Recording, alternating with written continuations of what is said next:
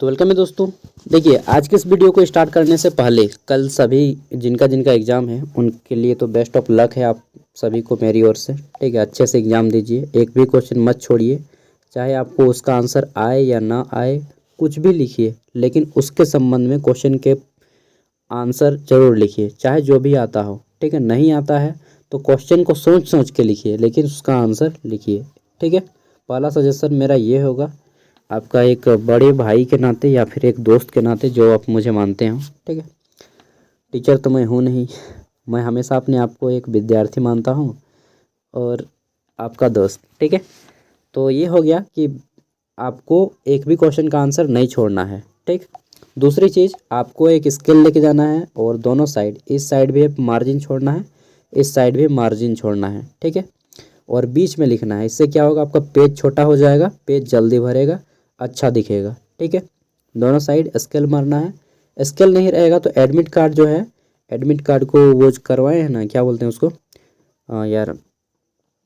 ठीक है, तो उससे एडमिट कार्ड से मार लीजिएगा। ठीक है, चाहे पेन रख के मार लीजिएगा, और ज़्यादा बेटर रहेगा स्केल आप एक लेते जाइएगा। ठीक है, लगेगा थोड़ा कि हाँ वही बंदा है पढ़ने वाला, मतलब लगना न लगना अलग की बात है, लेकिन आपको करना है। ठीक है, सेकंड चीज़, आपको दो पेन ले जाने हैं, एक ब्लैक एक ब्लू। ठीक, और ब्लैक पेन से आप पॉइंट को हाईलाइटेड कीजिएगा। क्वेश्चन को एक बार, क्वेश्चन मालूम है आपका, अलग से आएगा क्वेश्चन पेपर, क्वेश्चन को एक बार अच्छे से लिख लीजिएगा, उससे भी आपका जो है खूबसूरती बढ़ता है, और जो एग्जामिनर होता है उसको पढ़ने में ईजी होगा, तो वो आपको मार्क्स भी अच्छे देगा। ठीक है, तो आपको क्वेश्चन को भी एक बार लिखना है। ठीक है, मालूम है कि आपको क्वेश्चन वहाँ पे लिखा अलग से मिलता है, आप क्वेश्चन नंबर केवल लिख के भी शुरू कर सकते हैं, लेकिन फिर भी मेरा सजेशन ये होगा कि आप एक बार जो प्रश्न रहेगा उस प्रश्न को भी एक बार अच्छे से लिख लें। और इस साइड में जैसे ये हम लिखें यहाँ पे, तो यहाँ पे हम लिख देंगे क्वेश्चन नंबर 1। ठीक है, इधर लिखेंगे क्वेश्चन इंग्लिश में, और यहाँ पे 01 करके ये एक बड़ा सा ऐसा लाइन खींच देंगे और यहाँ से लिखना शुरू करेंगे। ठीक है, उसी तरह फिर जहाँ पे हो जाएगा क्वेश्चन का 1 अंक का आंसर, वहाँ पे लिख देंगे द एंड। क्या लिखेंगे, द एंड। ठीक है, मतलब ये आपको अंतिम में लिखना है, जब पेज आपका सब एकदम लिखा हुआ ख़त्म हो जाए, नहीं तो वो एग्जामिनर और चेक नहीं करेगा, यार द एंड, मूवी का द एंड हो गया यार। ठीक है, तो आपको ऐसा नहीं करना है, एकदम अंत में लिखना है द एंड। इससे लगेगा कि हाँ भाई आदमी थोड़ा इंटेलिजेंट है। चलिए, ये कुछ चीज़ों को ध्यान रखना है। और हाँ, 1 मार्क्स वाले क्वेश्चन का आंसर, 5 मार्क्स वाले क्वेश्चन का आंसर, तो 1 मार्क्स वाले क्वेश्चन का आंसर आपको एक शब्द या एक लाइन में देना है, उससे ज़्यादा 3 लाइन। ठीक, मैक्सिमम एक वर्ड। 5 मार्क्स का आएगा तो उसका आंसर आपको एक खड़ा पन्ना का दोनों साइड करना है, मैक्सिमम। ठीक, उससे ज़्यादा नहीं करना है, ना उससे कम करना है 5 मार्क्स का। हाँ, इससे कम भी कर सकते हैं, लेकिन इससे ज़्यादा नहीं लिखना है। ठीक है, कम कर सकते हैं जैसा क्वेश्चन रहेगा 5 मार्क्स का। और 15 मार्क्स का बात करें तो 15 मार्क्स के क्वेश्चन का आंसर आपको 3 खड़ा पन्ना में देना है। अगर आपकी लिखने की स्पीड ज़्यादा है तो, लिखने की स्पीड कम है, ठीक है, तो 2 खड़ा पन्ना, कम से कम 2 खड़ा पन्ना तो देना ही पड़ेगा। क्योंकि 75 मार्क्स के एग्ज़ाम में मेजर पेपर आपका 75 नंबर का होगा, उसमें आप इतना नहीं लिख पाइएगा तो फिर IRC 100 मार्क्स का होगा, उसमें तो आपको टाइमिंग, उसमें भी 3 घंटा, इसमें भी 3 घंटा। तो आप कोशिश कीजिए कि इसमें पूरा लिख के भर दीजिए, सब पेज जितना पेज है। ठीक है, तो ज़्यादा मार्क्स मिलेगा, क्योंकि IRC में फिर आपका 100 मार्क्स का है, टाइमिंग भी उतना ही है, तो इसमें आपको लिखना ज़्यादा पड़ेगा IRC में। ठीक है, तो अभी से प्रैक्टिस शुरू कर दीजिए, मेजर पेपर से ही पूरा पेज फुल करना। ठीक है, अब चलिए आज का क्वेश्चन करते हैं, ग्लोबल सिटीजनशिप एजुकेशन। और हाँ, आप सभी का एग्ज़ाम होने के बाद आप लोग मुझे इस नंबर पे अपना क्वेश्चन पेपर सेंड कर दीजिएगा, 89 86 60 75 41। ठीक है, NPU वाले, क्योंकि दोस्तों NPU वाले जितने भी सेंड करेंगे डायरेक्टली आपका रांची यूनिवर्सिटी वाले बच्चों को हेल्प हो जाएगा। ठीक है, तो एक जो है बंधुत्व के नाते, हम झारखंडी आपस में भाई भाई के नाते आप ये क्वेश्चन सेंड कीजिएगा, तो मैं रांची यूनिवर्सिटी को दूंगा, हेल्प हो जाएगा उनकी।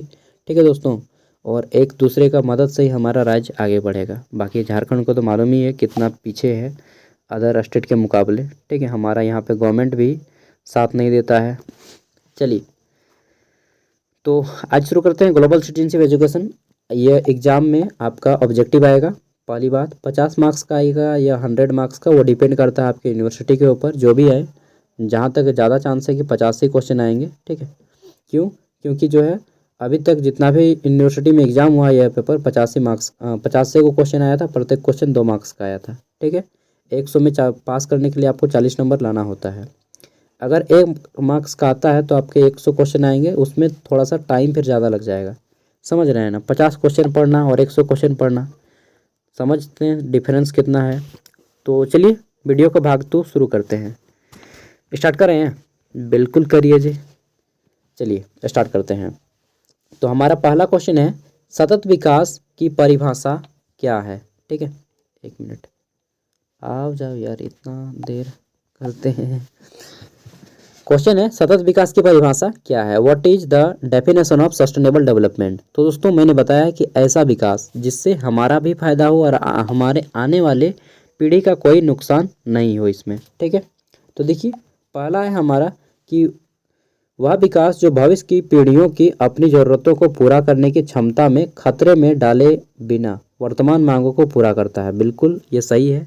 ठीक है, नेक्स्ट है, प्रदूषण को ध्यान में रखा जाता है। ठीक है, कम प्रदूषण हो, भूमि और जितने भी संसाधन हैं उन सभी का उचित उपयोग हो, इन सभी बातों को ध्यान रखा जाता है इसमें। तो राइट आंसर हो जाएगा ऊपर में बताए गए सभी, यानी कि पूर्ववर्ती। पूर्व मतलब दोस्तों पूर्व में बताए हुए, निम्नलिखित मतलब नीचे लिखा हुआ, उपयुक्त मतलब ऊपर बताया गया। ठीक है, आगे देख लेते हैं। नेक्स्ट क्वेश्चन है हमारा, यदि हम सतत विकास के 3 नियमों में से केवल 2 को पूरा करते हैं तो पूर्ववर्ती में से कौन सही होगा?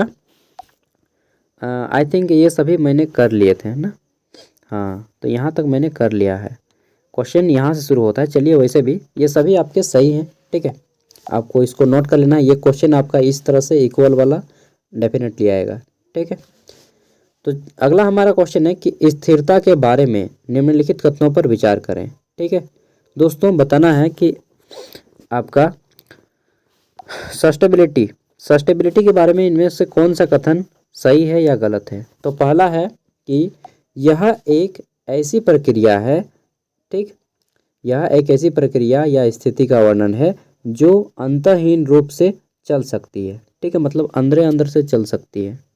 ठीक है, नेक्स्ट है हमारा कि यहाँ पे प्राकृतिक संसाधनों का उपयोग इस तरह से किया जाना चाहिए कि पृथ्वी की वहन और उत्पादकता क्षमताओं का अतिदोहन के कारण पारिस्थितिक संकट न हो। बिल्कुल, पृथ्वी के सामानों का ऐसा ही उपयोग हो जिससे हमारा पृथ्वी सुरक्षित रहे। ठीक है, तीसरा बोला गया है कि संपूर्ण प्राकृतिक पूंजी आधार को उसके वर्तमान स्तर से ऊपर रखना दीर्घकालीन स्थिरता के लिए महत्वपूर्ण है। ठीक है, कि संपूर्ण प्राकृतिक पूंजी जितना भी हमारा प्रकृति के द्वारा दिया गया वरदान है, जंगल, पेड़ पौधे, वन, ठीक है, इन सभी का जो है वर्तमान स्तर से ऊपर रखना दीर्घकालिक यानी कि लंबे समय के लिए जरूरी है। तो राइट आंसर क्या हो जाएगा? 1, 2 या 3? यानी कि तीनों हमें ज़रूरत है। ठीक है, नेक्स्ट देख लेते हैं। तो अगला क्वेश्चन है हमारा, निम्नलिखित में से कौन सा संयुक्त राष्ट्र आयोग एजेंडा 21 के साथ पर्यावरणीय मुद्दों पर रियो समझौता की प्रगति की निगरानी के लिए प्रभारी है? ठीक यार, थोड़ा आज मेरा सर्दी कर दिया है, क्या बताएं, थोड़ा सा काम किए आज फिजिकली। ठीक है, चलिए, तो बोला गया है कि निम्नलिखित में से कौन सा संयुक्त राष्ट्र आयोग एजेंडा 21 के साथ साथ पर्यावरणीय मुद्दों पर रियो समझौता की प्रगति की निगरानी के लिए प्रभारी है? ठीक है, देखिए संयुक्त राष्ट्र संघ एक आयोग है, मैंने बताया था कि यह एक संस्था है विश्व स्तरीय और इसमें बहुत सारे एजेंडा हैं। तो एजेंडा 21 के साथ साथ पर्यावरणीय मुद्दे और समझौते की निगरानी के लिए प्रभारी हैं। कौन है प्रभारी? चलिए देखते हैं जी। ठीक है, तो पहला हमारा है, यहाँ पे सब पढ़ लीजिएगा, ऑप्शन सी इसका राइट आंसर हो जाएगा। संयुक्त राष्ट्र की पर्यावरणीय स्थिरता समिति, यह इसके प्रभारी है। ठीक है, आपको यूएनओ के बारे में थोड़ा सा जान लेना चाहिए। यूएनओ इसका फुल फॉर्म होता है united nation of organisation, Hindi में बोलते हैं संयुक्त राष्ट्र संघ। इसकी स्थापना कब हुआ था? 14 अक्टूबर 1945। ठीक है, 14 अक्टूबर 1945 ईस्वी को इसकी स्थापना हुई थी और वर्तमान में इसके जो चेयरमैन हैं वो हैं एंटोनियो गुटेरस, पुर्तगाल के हैं। एक नाटे नाटे आदमी है, मुझे बहुत पसंद है यार। आगे देख लेते हैं। नेक्स्ट है, और मेरा शुरू से एक एम है कि मैं यूएनओ में काम करूं। सतत क्वेश्चन है हमारा, सतत शासी विकास पर निम्नलिखित कथनों की जांच करें। ठीक है, तो यहाँ पे मैं एक चीज़ डाउट में हूँ कि 24 अक्टूबर को हुआ था या 14 अक्टूबर को। ठीक है, यूएनओ का स्थापना दिवस, ये मुझे डाउट में लग रहा है यार। तो दोस्तों 24 अक्टूबर ही इसका आंसर होगा। ठीक है, 14 अक्टूबर नहीं होगा, 24 अक्टूबर 1945। ठीक है, और इसको जो है स्थापना किया गया था। ठीक है, और इससे पहले यूएनओ के नाम से पहले यह राष्ट्र संघ के नाम से जाना गया था। सेकेंड वर्ल्ड वॉर को रोकने के लिए इसको विशेष रूप से तैयार किया गया था। ठीक है, अगला है हमारा सतत शासी विकास पर, यानी कि सतत विकास डायरेक्ट जानिए। सतत विकास पर निम्नलिखित कथनों की जांच करें। अब कथन कौन कौन सा है देख लीजिए। तो इंग्लिश में बोला गया है कि check out the following assertion on sustainable governing development. ठीक है, तो हमारा देखिए पहला है कि सतत विकास के विचार को समझने में सहायता करना। जो सतत शासी विकास है या सतत विकास के समझने के लिए सहायता करता है, बिल्कुल सहायता करता है। नेक्स्ट है हमारा, इसके साथ आने वाली समस्याओं की पहचान करता है। हाँ, ये भी बात सही है। नेक्स्ट है हमारा कि सक्रिय नीतिगत पहलों के कार्यान्वयन में सहायक होता है। हाँ, ये भी बात सही है, इसके भी सहायता करता है। तो राइट आंसर हो जाएगा 1, 2 और 3 तीनों। ठीक है, देखिए एक चीज़ ध्यान रखिएगा, मैक्सिमम का आंसर 1, 2 और 3 तीनों होगा। ठीक है, और एक आंसर होता है उपयुक्त सभी या इनमें से सभी। ठीक है, ये ऑप्शन जो है ना 90% संभावना होता है कि सही हो, 10% संभावना ये भी होता है कि गलत हो।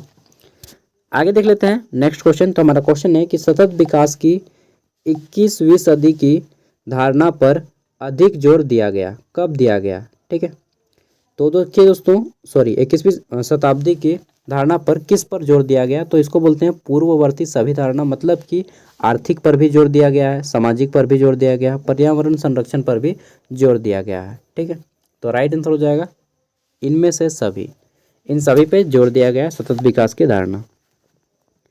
नेक्स्ट है हमारा यहाँ पे कि धारणीयता विज्ञान और धारणीय विकास जैसी अवधारणाओं का अनुप्रयोग। क्या बोला, कुछ समझे? धारणीय विकास धारणीयता विज्ञान, धारणीयता मतलब समझ लीजिए वही सतत। ठीक है, सतत विज्ञान या धारणीय विकास या फिर सतत विकास।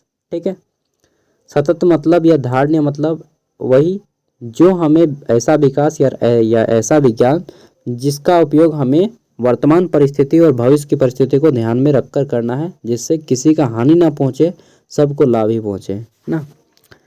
तो अवधारणा का प्रयोग कहाँ पे किया जाता है। ठीक है, तो दोस्तों इस अवधारणा का प्रयोग पर्यावरण विज्ञान पे किया जाता है, एनवायरमेंटल साइंस पे किया जाता है। ठीक है, एक क्वेश्चन आपको यहाँ पे ये पूछा जा सकता है कि पर्यावरण शब्द का पारिस्थितिकी शब्द का सर्वप्रथम प्रयोग किसने किया। ठीक है, पारिस्थितिकी शब्द का सर्वप्रथम किसने किया, तो टांसले ने शब्द से प्रथम पारिस्थितिकी शब्द का प्रयोग किया था। आगे देख लेते हैं नेक्स्ट क्वेश्चन है हमारा। क्वेश्चन है कि संयुक्त राष्ट्र के अनुसार, ठीक है, संयुक्त राष्ट्र के अनुसार सामाजिक प्रगति के महत्वपूर्ण मुद्दे निम्नलिखित हैं। तो कौन सा है महत्वपूर्ण मुद्दा, देखिए निर्देश देना, सार्वजनिक स्वास्थ्य, जीवन स्तर और क्या और भी बहुत सारा है। ठीक है, जैसे कि हो गया बच्चों के अधिकार की रक्षा करना, लोगों के उत्थान करना, गरीबी को दूर करना। ठीक है, तो ये इसके सभी लक्ष्य हैं। ठीक है, तो राइट आंसर हो जाएगा इनमें से सभी। और एक चीज़ याद रखिएगा कि सतत विकास के कितने लक्ष्य हैं टोटल अगर बात किया जाए। ठीक है, तो 17 गोल हैं SDG के, सतत विकास के। ठीक है, SDG सस्टेनेबल डेवलपमेंट गोल, सतत विकास के लक्ष्य कितने हैं, 17 को याद रखिएगा। ठीक है, नेक्स्ट है हमारा संयुक्त राष्ट्र ने कुल सतत विकास लक्ष्यों की स्थापना की है कितना, अभी मैंने बताया, बताइए ताकि याद हो यार, 17 को ना।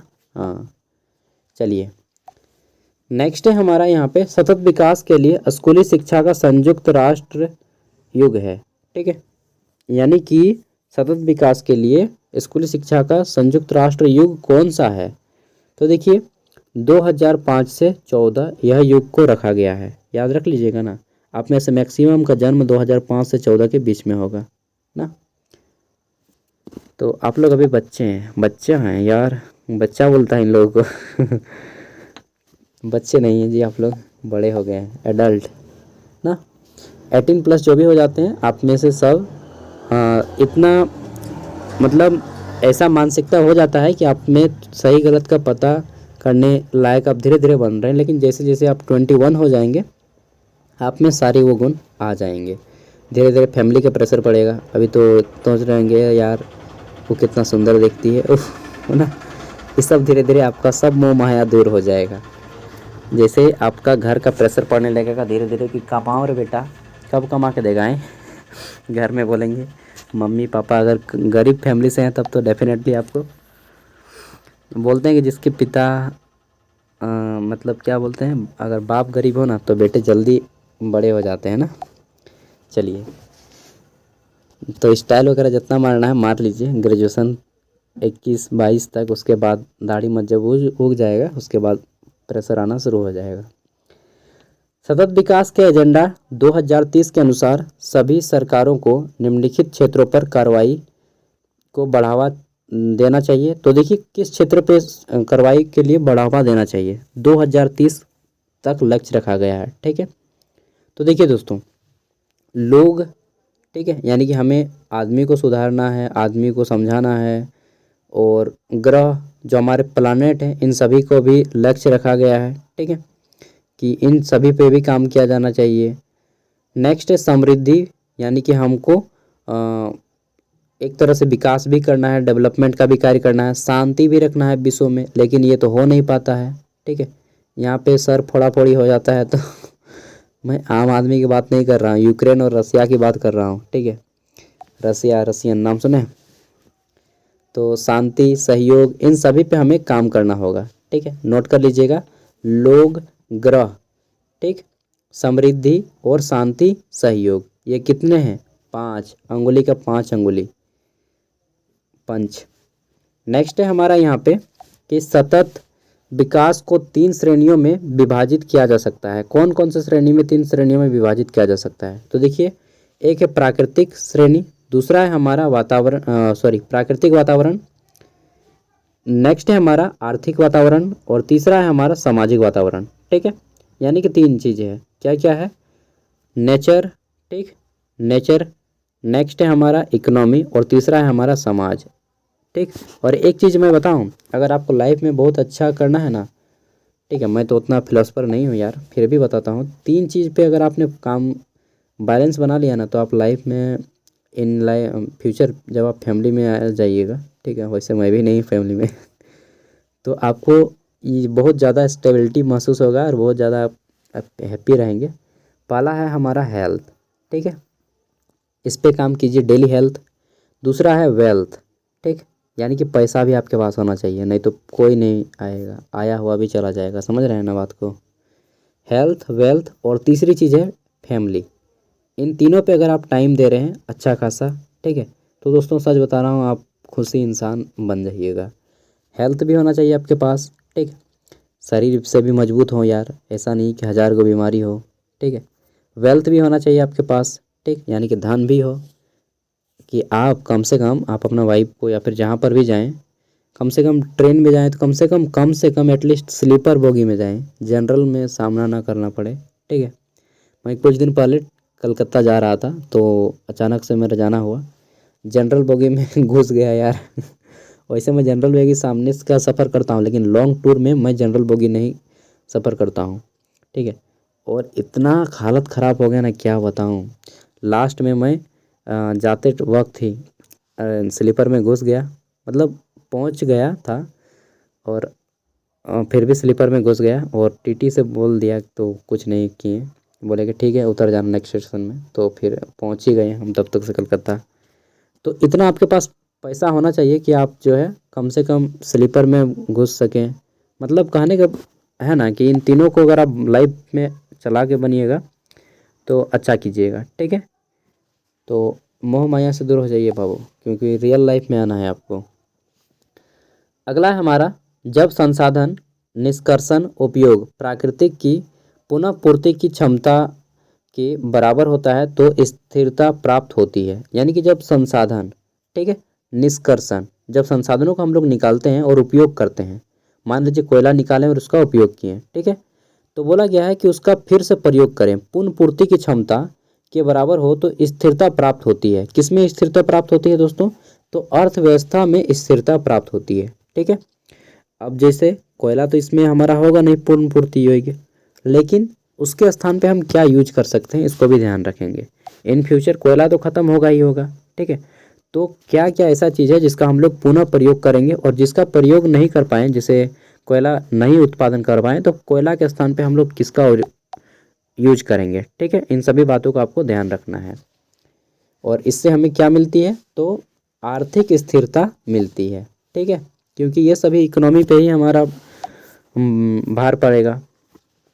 नेक्स्ट है हमारा, आत्मनिर्भर प्रणालियों को डिजाइन करना दीर्घकालिक, मतलब कि लंबे समय की प्रगति की, यानी कि लंबे समय के विकास की दिशा में एक व्यवहार्य मार्ग है। यानी कि एक लंबे समय के विकास में एक रास्ता है, ठीक है। इतना टफ लैंग्वेज लिखता है ना, क्या बताएं। तो देखिए इसका राइट आंसर हो जाएगा प्रतिवर्ती और अमान्य, ठीक है, यानी कि आपको रिजर्व करना होगा एंड इनफ्लेक्सिबल भी होना रहेगा।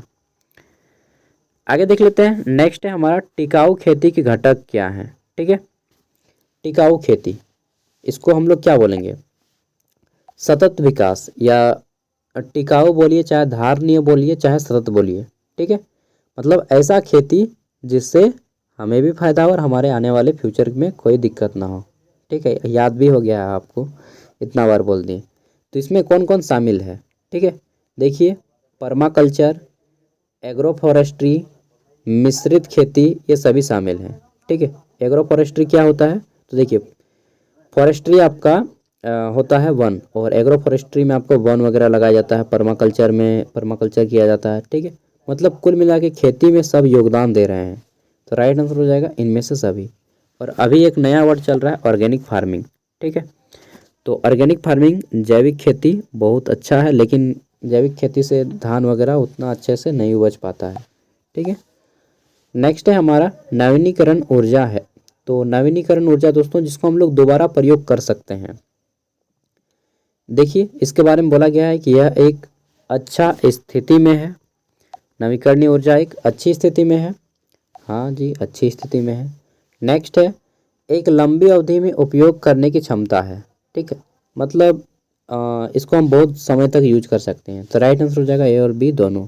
उदाहरण दीजिए तो नवीकरण ऊर्जा जिसका हम लोग बार बार प्रयोग कर सकते हैं, जैसे कि पानी, ठीक है, कभी ख़त्म होगा, कभी ख़त्म नहीं होगा। एक बार मैं अपने स्कूल का पानी से मतलब सामने में था तो बाहर आता, तो मतलब मुँह धो रहा था, ठीक है, तो बोल रहा है अरे पानी बाहर आया। हम बोले सर ख़त्म होगा कभी वो जवान लड़ा रहा है, तो बोले सॉरी, ठीक है। देखिए जब भी आपको लगे ऐसा कि हाँ बात अब आगे बढ़ गई है, तो आपको माफ़ी मांग लेना चाहिए, ठीक है। नेक्स्ट है हमारा, सतत विकास की मांगों को पूरा करने वाली प्रौद्योगिकी को आमतौर पर किस नाम से जाना जाता है, ठीक है। तो सतत विकास की मांगों को जो पूरा करती है उस टेक्नोलॉजी को क्या नाम दिया गया है, ठीक है। तो दोस्तों इस टेक्नोलॉजी को हम लोग बोलते हैं, क्या बोलते हैं? आधुनिक तकनीक, या एप्रोप्रिएटेड टेक्निक, या फिर लंबे समय तक चलने वाली टेक्निक, या फिर टेक्नोलॉजिकल दैट अडेप्ट्स। तो इसको दोस्तों बोलते हैं हम लोग एप्रोप्रिएट टेक्निक, ठीक है। सतत विकास की मांगों को पूरा करने वाली टेक्निक को बोलते हैं एप्रोप्रिएट टेक्निक, ठीक है, उपयुक्त तकनीकी। नेक्स्ट है हमारा क्वेश्चन, देख लेते हैं। तो बस आज इतना ही करेंगे, 15 तक ही ये लास्ट क्वेश्चन रहेगा। क्वेश्चन है हमारा, सतत विकास की दिशा में पहला कदम कहाँ उठाया गया? तो देखिए इसका आपको एग्जैक्ट आंसर कहीं पर भी नहीं मिल पाएगा। कहीं पे ब्रुंडलैंड लिखा होगा, कहीं पे आपका रियो डी जेनेरियो लिखा होगा, कहीं पे स्टॉकहोम, कहीं पे बैंकॉक, ठीक है। तो स्टॉकहोम सम्मेलन, बैंकॉक सम्मेलन, ठीक है। और नेक्स्ट है हमारा यहाँ पे सैन फ्रांसिस्को सम्मेलन, और डी नंबर है पूर्ववर्ती सभी। तो राइट आंसर मार दीजिएगा इसी को, पूर्ववर्ती सभी, ठीक है। लेकिन यहाँ पे मैं बता देता हूँ, आपको एग्जैक्ट आंसर इसका जो है नहीं मिल पाएगा। मैंने बहुत बार देखा है, कहीं पे आपको 1992 लिखा रहेगा, रियो सम्मेलन, ठीक है, कहीं पे आपको स्टॉकहोम सम्मेलन, और सबसे जो मुझको आंसर लगता है सबसे ज़्यादा ब्रुंटलैंड सम्मेलन। कौन सा सम्मेलन? ब्रुंटलैंड सम्मेलन, ठीक है। ब्रुंटलैंड अगर ना मिले तो स्टॉकहोम, स्टॉकहोम ना मिले तब जाके आप मारिएगा रियो, ठीक है। और ये तीनों मिल जाए तो ऑल ऑफ दीज मारिएगा, लेकिन सबसे पहले ब्रुंटलैंड, ब्रुंटलैंड यहाँ पे नहीं है, ब्रुंटलैंड सॉरी ब्रुंटलैंड नहीं है तो मारिएगा स्टॉकहोम सम्मेलन, ठीक है। स्टॉकहोम भी ना मिले तो रियो सम्मेलन मारिएगा, और उसके बाद भी ना मिले तो जो मन करे वो मार दीजिएगा ठीक है। तो चलिए आज के इस वीडियो में इतना ही, मिलते हैं अगले वीडियो में। और क्या बताएं, एग्ज़ाम में जम के लिखिए, एक भी क्वेश्चन मत छोड़िए, मेरी ओर से पूरी है यार, फाड़ दीजिए। फाड़ देने का मतलब पेपर मत फाड़िए, आपका जो है ना एकदम लिख के कलम को ख़त्म कर दीजिए, ठीक है। चलिए मिलते हैं, ऑल द बेस्ट, अच्छे से तैयारी कीजिए, जो भी है चीटिंग वगैरह मत कीजिए। और चीटिंग करना है तो एक चीज़ कर सकते हैं आप लोग, चीटिंग के लिए भी मैं बता देता हूँ। अपना जो है चोर पॉकेट जिसको बोलते हैं, वहाँ पे कुछ पुर्जा रखिएगा, हो सके तो जब टॉयलेट सबसे पहले ही टॉयलेट करने निकल जाइए, एग्ज़ाम घुसने से पहले ही, और चीट पुर्जा जो है आपका वह टॉयलेट रूम में जा कर के रख दीजिएगा, ठीक है। एग्ज़ाम घुसने से पहले, एग्ज़ाम शुरू होता है उससे पहले ही आप बाथरूम घुस जाइए और वहाँ पे रख दीजिए, और बीच में एक बार निकलिए जब आपको बना लीजिएगा, ज़रूरत हो जाए 1 घंटा 2 घंटा बाद, ठीक है। और जाके बाथरूम में वहाँ से पढ़ लीजिए पेपर तो, अगर मिल रहा है तो ठीक है, तो वहीं से फिर रख दीजिए और फिर रूम में घुस जाइए, ठीक है। तो ये आप लोग कर सकते हैं, लेकिन मुझे ये सब नहीं बोलना चाहिए चलिए जो भी हो, साम दाम दंड भेद सभी नीति अपनाना चाहिए। Thank you, all the best. लेकिन रूम में लेके मत घुसिएगा, नहीं तो फिर फंस जाइएगा, टॉयलेट रूम में रख दीजिएगा। देखिए मैं इलीगल तरीका बता रहा हूँ, लेकिन कहते हैं ना कि साम दाम दंड भेद सभी नीति को अपनाइए, और एग्ज़ाम के बाद मुझे इस नंबर पे अपना क्वेश्चन पेपर सेंड कर दीजिएगा, ठीक है, ताकि हेल्प हो सके सभी के दोस्तों। Bye, all the best. सब कुछ मैंने बता दिया, जो भी चीज़ मैं जानता था।